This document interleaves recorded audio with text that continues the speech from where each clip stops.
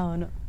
తర్వాత ఇదే డైరెక్టర్ ఇప్పుడు మన హరిహర వీరమల్లు డైరెక్టర్కి అంతకుముందు సినిమా రూల్స్ రంజన్ అని ఒక సినిమా వచ్చింది కిరణ్ అబ్బవరంది. దాంట్లో సమ్మోహనుడు అని ఒక పాట ఉంటుంది, అవును. అది నేనే రాసా. ఓకే. అది 2 years బ్యాక్ ఒక ఊపింది అందరిని రీల్స్లో కానీ ఎక్కడ చూసినా అదే పాట. అవును. సమ్మోహనుడా పెదవిస్తా నీకే. ఆల్మోస్ట్ అంటే మీరు రాసిన ప్రతి పాట కూడా ట్రెండింగ్, ప్రతిదీ వైరలే. అంటే చాలా వరకు అదే. ఆ పాట అంతా హిట్ అయింది కాబట్టి ఇప్పుడు నాకు పిలిచి ఆయన నేను సార్ మీరు చేస్తున్నారు కదా నేను రాస్తాను పవన్ కళ్యాణ్ కంటే, బాబు ఆ సినిమాలన్నీ వేరు ఇది వేరు, దీనికి కీరవాణి గారు మ్యూజిక్ ఆయన ఒప్పుకోవాలి కదా.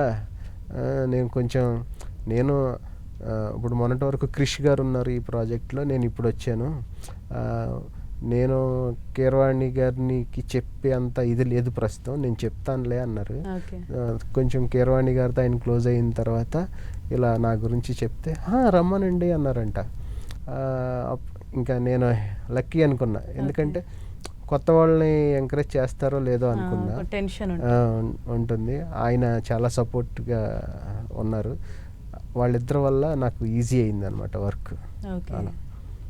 అండ్ మీరు ఇందాక మీకు ఇష్టమైన సాంగ్ అని చెప్పారు కౌసల్య కృష్ణమూర్తుల, దాన్ని తమిళ వర్షన్ శివకార్తికేయన్ వాళ్ళ పాప మాయాది పట్టపుల్ల అని చెప్పేసి.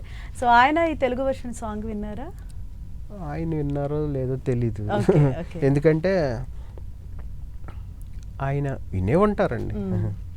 అంటే మీ వరకు ఆయన అవునవును, నేను కలవలేదు ఆయన్ని. భీమనేని శ్రీనివాసరావు గారు, కేఎస్ రామారావు గారు ప్రొడ్యూసర్, ఆయన చాలా సపోర్ట్ నాకు. కౌశల్య కృష్ణమూర్తి రాశాను, వాళ్ళ బ్యానర్లో తేజైల వీరు రాశాను, చాలా చాలా ఎంకరేజింగ్ ఆయన రామారావు గారు. అండ్ మీకు చిన్నప్పటి నుంచి కూడా ఈ పాటల మీద బాగా ఇంట్రెస్ట్ అంటే కదా? చిన్నప్పటి నుంచి అంటే అండి నేను అదే నాకు మేజర్ చంద్రకాంత్లో పుణ్యభూమి నా దేశం అనే పాట చాలా ఇష్టం, కీరవాణి గారి మ్యూజిక్ అది. నేను స్కూల్లో ఒక కాంపిటీషన్ పెడితే ఆ పాట పాడాను సరదాగా. నాకు నటరాజు జామెట్రీ బాక్స్ ఉండేది చిన్నప్పుడు, మనం చదువుకునేటప్పుడు హై స్కూల్ టైంలో, ఒక 7th or 8th class ఆ టైంలో నాకు అది గిఫ్ట్గా వచ్చింది. అదే నిన్న ఫంక్షన్లో చెప్పాను అనమాట, కీరవాణి సార్ అంటే అప్పుడు జామెట్రీ బాక్స్ గిఫ్ట్గా వచ్చింది, ఇప్పుడు ఆయన మ్యూజిక్లో నేను పాట రాయటం అనేది చాలా అదృష్టంగా ఫీల్ అవుతున్నాను అని. అలా తర్వాత అన్నమయ్య అనే సినిమా వచ్చినప్పుడు సంగీతానికి సాహిత్యానికి, ఇప్పుడు అన్నమయ్య గారు వెంకటేశ్వర స్వామి మీద పాటలు రాశాడు కదా, నేను ఎందుకు రాయకూడదు అన్నట్టుగా నేను ఒక 2-3 వెంకటేశ్వర స్వామి పాటలు రాసుకునేప్పుడు అలా స్టార్ట్ చేశాను చిన్నప్పుడు. స్లోగా నేను కొంచెం ఇంటర్మీడియట్లో సినిమాలు బాగా చూడటం మొదలుపెట్టా.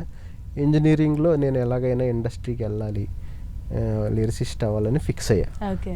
ఇంకా బీటెక్ అవగానే వచ్చి ఇంకా తిరగటం ఛాన్సుల కోసం మొదలుపెట్టాను.